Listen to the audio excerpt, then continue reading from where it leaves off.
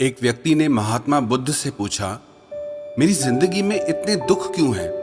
इतनी तकलीफें क्यों हैं? इतनी परेशानियां क्यों हैं? तो महात्मा बुद्ध ने उससे कहा, बताओ तुम्हें कौन सा दुख है? उसने कहा, मैं अपने कितने दुख आपको बताऊं? मेरी पूरी जिंदगी ही दुखों से भरी हुई है। जो मेरे रिश्ते हैं उन रिश्तों से भी मैं दुखी हूँ और मेरे शरीर में भी बीमारियां होती रहती है। एक के पीछे एक दुख लगा ही रहता है। तो उस व्यक्ति ने कहा, ना मैं अपने रिश्तों से खुश हूँ, ना अपने परिवार से खुश हूँ, ना अपने मन से खुश हूँ और ना ही अपनी जिंदगी से खुश हूँ। लगता है ऐसी जिंदगी से अच्छा है कि मैं मर जाऊं, कोई मतलब ही नहीं जीने का।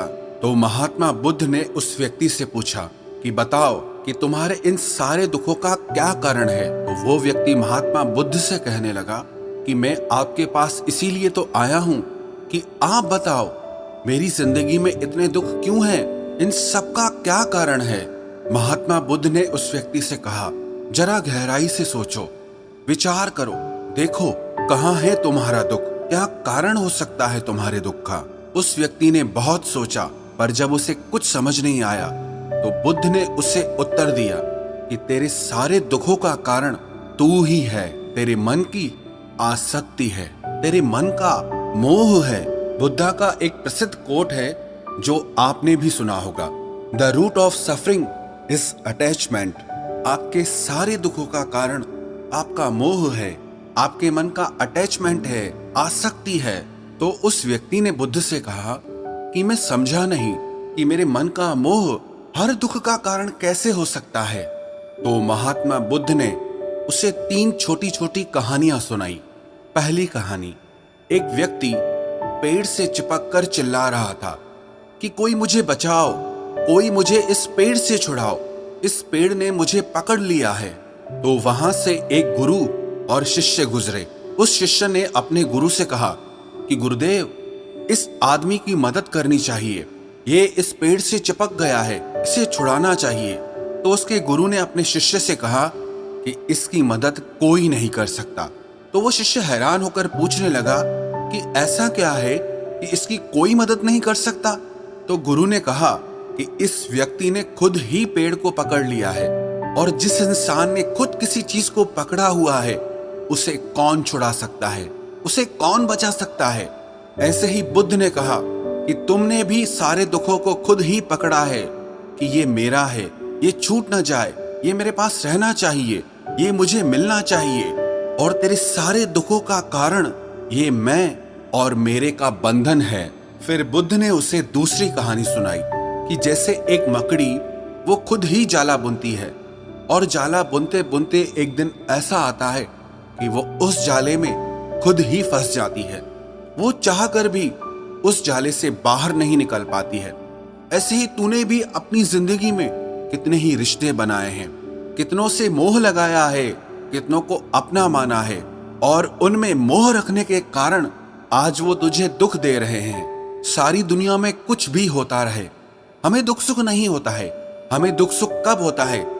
जब हमारे अपने के साथ कुछ होता है या हमारा अपना हमारे साथ कुछ करता है। फिर महात्मा बुद्ध ने उसे तीसरी कहानी सुनाई कि शहद से भरे एक पात्र में एक उड़ती हुई मक्खी घुस जाती है। उस शहद के मीठे रस में उसे बहुत आनंद आता है, वो बहुत प्रसन्न होती रहती है, और अगर वो चाहे तो थोड़ा सा शहद का रस लेकर के वहां से उड़ सकती है। लेकिन वो उस रस में इतना डूब जाती है, इतना खो जाती है कि वो वहां से उड़ना ही नहीं चाहती, और उस रस को लेते लेते उसके पंख उसी शहद में फंस जाते हैं। फिर जब तक उसका पेट भरता है वो बुरी तरह से उस शहद में फंस जाती है। फिर वो वहां से निकलने की बहुत कोशिश करती है, आगे जाती है, पीछे जाती है, दाएं जाती है, बाएं जाती है, पर वो वहां से उड़ नहीं पाती है, वो फंस जाती है उसी में ही। ऐसे ही तूने भी अपनी जिंदगी में जिन रिश्तों में आनंद लिया, सुख लिया, शुरू शुरू में तो तुझे बहुत सुख आया, और आज वही रिश्ते तुझे दुख दे रहे हैं। ऐसे ही जब कोई व्यक्ति जब स्वास्थ्य की परवाह ना करके स्वादिष्ट रसों के पीछे पड़कर कुछ भी खाने लगता है तो आगे चलकर उसका शरीर खराब हो जाता है, उसके शरीर में रोग आ जाते हैं। ऐसे ही जब मन संसार की बहुत सारी आशाएं कर लेता है, तृष्णाएं और वासनाएं कर लेता है, तो उसके मन में धन का लोभ आ जाता है और फिर चाहे उससे कितना भी धन मिलता रहे, उसकी तृप्ति कभी भी नहीं होती। वो हमेशा धन से अतृप्त रहता है और फिर इससे उसके मन में दुख का जन्म होता है। फिर उस व्यक्ति को एहसास हुआ कि महात्मा बुद्ध बिल्कुल सही कह रहे हैं। यही वजह है मेरे सारे दुखों की। मेरे सारे दुख मेरी ही वजह से पैदा हुए हैं, मेरे ही मन के मोह से, अटैचमेंट से पैदा हुए हैं। फिर उसने महात्मा बुद्ध से दूसरा प्रश्न किया कि आपने मुझे कारण तो बता दिया, अब मुझे इसका उपाय भी बताइए।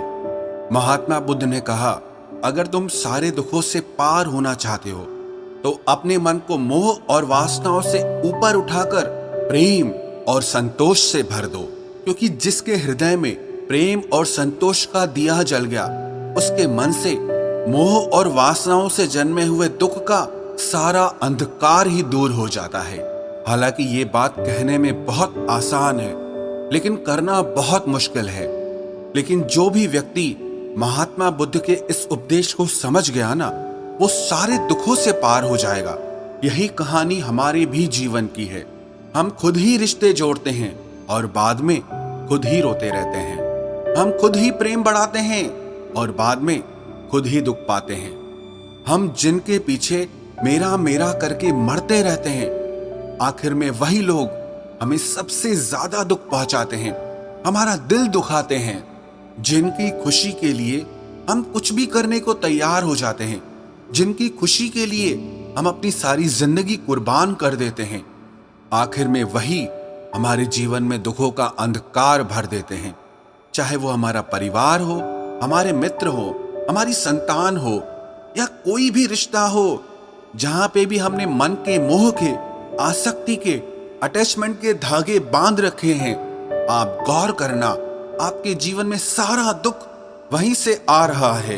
तो जो उपाय महात्मा बुद्ध ने उस व्यक्ति से कहा कि मोह और वासनाओं को त्याग करके अपने हृदय में प्रेम और संतोष को भर दो, इस छोटे से उपदेश को अगर हम भी अपनी जिंदगी में उतार लें तो विश्वास रखना, हम जिंदगी के सारे दुखों से अवश्य पार हो जाएंगे।